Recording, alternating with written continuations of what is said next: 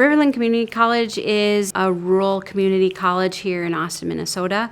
Though we're rural, we are surrounded by a very healthcare heavy area. The radiography program has been here at Riverland Community College since, I believe, 1990. I have a lot of students who are first gen, never had family members go to college before. What we want to do is really try to train them into a career field that has meaningful impact, and they can sort of move up that ladder. Prior to our new equipment, we had a very ancient model that was not even significantly close to what is being used current day. Our equipment was getting older and we needed some help. I was the one with the dreams, I guess, and we had received some equipment from Brown's back before 2020, I think 2019, and they were great to work with. So we had reached out to Brown's again. We were able to get a C-arm, a portable x-ray machine, and a new digital lab,